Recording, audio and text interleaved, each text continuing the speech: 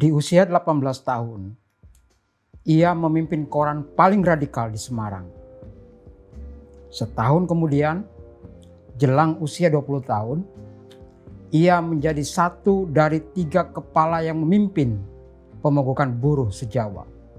Sekaligus menulis brosur penuntun kaum buruh yang menuntunnya ke penjara pada usia 20 tahun. Saya, Muhyiddin M. Dahlan, Jas Merah. Inilah Semaun. Adalah pertama-tama dan pada tahap utamanya membangun jiwa bangsa.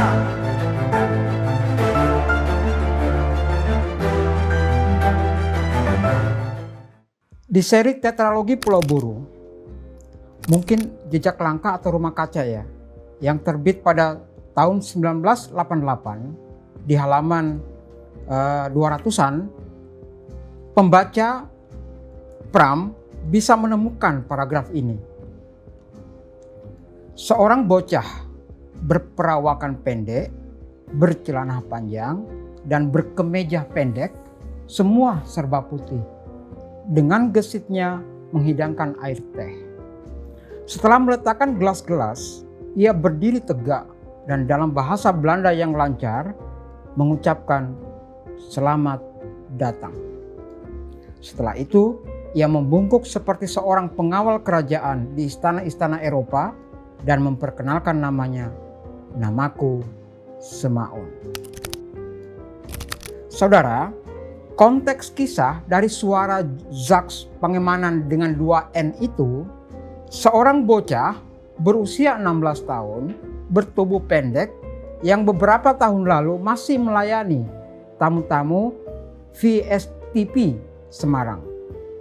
Dengan kelebihannya karena telah membaca buku-buku berbahasa Belanda dan berbakat pandai berbicara, ia telah memperlihatkan diri sebagai calon agitator yang tangguh dengan kata-kata kesayangan seperti imperialisme, kapitalisme, nasionalisme, dan internasionalisme.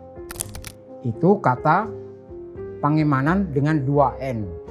Saudara, Semaun yang kita bahas kali ini adalah salah satu anggota gangster, nyebutnya gangster kan dari gang. Dia berasal dari Gang Paneleh 7 yang paling berkibar dalam sejarah pergerakan Indonesia. Gang Paneleh 7 itu, kalau kalian ke Surabaya, itu berada di tepi Sungai Kalimas. Tentu saja kota ini tidak terlalu jauh dari kota kelahirannya, yakni Mojokerto. Semaun itu bukan lulusan HBS seperti Tirto Adi Suryo atau bahkan Soekarno. Dia hanya sekolah rakyat, Ongkoloro namanya. Tapi ia di sana belajar sebagai santri, posisinya itu santri gitu ya. Belajar soal apapun kepada seorang tokoh besar namanya Cokro Aminoto. Di sana ia bisa pandai bicara atau pintar berkhotbah, ya siapa kalau bukan hasil gemblengan dari Cokro Aminoto. Kita tahu Cokro adalah seorang pengkhotbah yang punya karisma.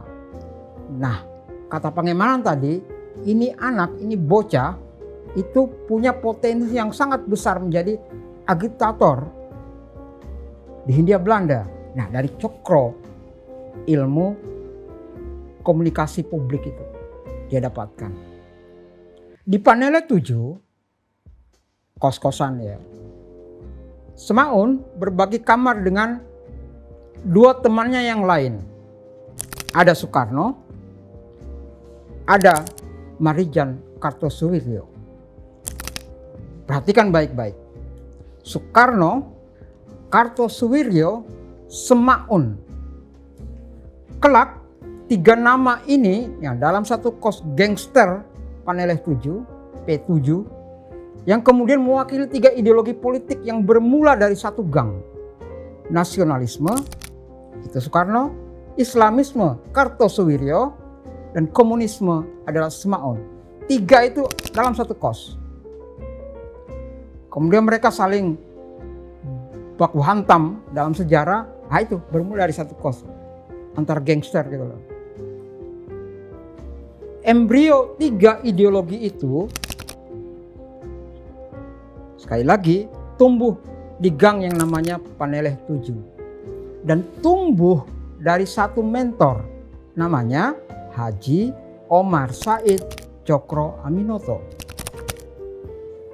Sebelum menjadi pengerek bendera komunisme saf pertama dalam pergerakan, Semaun resmi tercatat sebagai aktivis Islam lewat Sarekat Islam Afdeling Surabaya di usianya yang sangat belia, 14 tahun. Anda bisa bayangkan, seorang remaja 14 tahun masuk Sarekat Islam Afdeling Surabaya atau cabang Surabaya, posisinya sekretaris. Kan keren banget tuh. Artinya Semaun di usia 14 tahun itu kayak anak SMP gitu ya. Ia sudah menjadi tangan kiri untuk Cokro. Tangan kanannya Kartosuwiryo ya. Ia mula-mula tumbuh sebagai aktivis Islam. Dari situ yang kita lihat bahwa ia tumbuhnya pertama dari aktivis Islam. Bergiat dengan sangat rajin dalam rahim Sarekat Islam. Tetapi di usia 16 tahun Semaun terpesona dengan suara yang lain, suara yang jauh dari Eropa, suara yang dibawa oleh tokoh bernama Sneflit yang kelak didakunya sebagai mentor kedua setelah Cokro. Jadi, saudara-saudara kalian, Semaun di usianya yang remaja sudah mendayung di antara kiri dan kanan. Kebayangkan usia 16 tahun loh itu. 14 di Sarekat Islam mulainya dan 16 tahun dia berada di kiri. Dalam bahasa saya, siang di Sarekat Islam, malam di ISDV atau Perhimpunan Sosial Demokratik Hindia dan VSTP atau Perhimpunan Buruh Kereta Api dan Tram. Jadi siang dia belajar propaganda di pabrik, malamnya kultum di masjid. Tatkala Semaun berusia akil balik itu berarti 17 lah. Ia hijrah, istilah hijrah ini istilah khasnya Cokro Aminoto ya. Ia hijrah dari Surabaya ke Semarang. Ia mendapatkan mandat lewat kongres untuk memimpin Sarekat Islam Afdeling Semarang untuk menggantikan ketua lama bernama Muhammad Yusuf.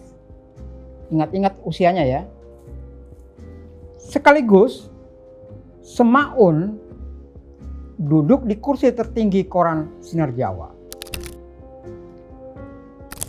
Koran ini dibeli Sarekat Islam Cabang Semarang atau SI Semarang pada Januari 1914. Berarti setahun sebelum Muhammadiyah punya koran Suara Muhammadiyah yang terbit sampai sekarang. Dari seorang Tionghoa dan menjadi mimbar dakwah dan pendidikan bagi SI Semarang. Lalu dari mana Semaun belajar jurnalistik? Sudah bisa ditebak, dari Cokro. Cokro itu jurnalis. Dia punya utusan Hindia. Disitulah Semaun melihat gurunya bagaimana menulis. Tetapi Semaun itu adalah remaja yang sangat cepat belajar. Kondisi ekonomi dan kelas sosialnya di bawah rantai elit tidak menghalanginya untuk tumbuh. Maka saat ia bisa merebut meja redaksi Sinar Jawa, gaya jurnalisme di koran itu menjadi berbeda sama sekali. Semaun sadar yang paling sengsara dalam piramida kolonialisme yang rasis itu adalah umat. Dalam bahasa populernya itu rakyat. Bahasa jurnalisme Sinar Jawa pun berubah ketika dipimpin oleh Semaun. Koran itu isinya lebih banyak teriak ketimbang tafakur. Dan menjadi bahasa ala Semaun. Sarekat Islam iya, ISDV ya iya. Coba contoh kalimatnya begini. Awas, awas. Bagaimana kalian bisa baca bahasa jurnalistik kayak gitu kan? Awas, awas. Saudara-saudara, rukun, rukun. Jangan seperti anak kecil. Ingatlah Durjono hura-hura. Wong tani ditaleni. Zaman edan, kaum buruh, rukunlah. Rukun membuat kuat dan kuat menambah selamat. Kaum buruh, kumpullah jadi satu. Apalagi, saudara sekalian, Mas Marco Kartodikromo seusai dipenjara karena perkara delik pes yang membelit dunia bergerak, ditampung Simaun di Sinar Jawa. Jadi Mas Marco itu 1915 masuk penjara Semarang. Pas keluar itu kan di Semarang tuh. Nah, Semarang ditampung oleh Semaun dan Klop. Awalnya jurnalisme ala Semaun tidak mengganggu syarikat Islam di cabang yang lain, terutama Afdeling Surabaya. Juga tidak terlalu dipusingkan oleh CSI atau Sentral Syarikat Islam, pengurus besar lah. Terbukti Ringkes ini adalah menteri yang menggantikan posisi Snok Hugronje. Masih ingat kan cerita di Aceh? Bahwa Sinar Jawa ketika dipegang oleh Semaun justru baik. Mutu korannya membaik, kata Ringkes. Menurut saya Ringkes benar. Oplanya memang menanjak dan rutin terbit. Bandingkan dengan sebelumnya ketika dipegang oleh Muhammad Yusuf, hanya sekali terbit. Dan itu pun kontennya adalah tentang dakwah dan pendidikan. Tapi di tangan Semaun, Sinar Jawa terbit 4 halaman setiap hari. Kecuali Minggu, Jumat, dan hari besar. Distribusinya pun tidak hanya di Semarang, tetapi meliputi seluruh Hindia, juga termasuk ke Belanda atau Eropa. Untuk bisa survive, maka Semaun sebagai Pimret mematok harga langganan kepada pembaca 16 gulden setahun, dan untuk yang triwulan 5 gulden. Tentu saja juga menerima iklan. Tiap baris para pengusaha yang ingin menitipkan iklan ke Sinar Jawa 75 sen tiap baris, dan kalau satu kolom 30 sen. Sementara seluruh sahamnya ya di bawah Syarikat Islam, karena yang memiliki Syarikat Islam. Yang patut digarisbawahi dengan tebal, inilah koran yang lahir dari rahim pergerakan Islam yang mengusung gagasan-gagasan radikal dan dipimpin oleh anak muda yang baru akil balik, di mana kepalanya penuh api. Dan koran ini sangat menggetarkan pemerintahan kolonial.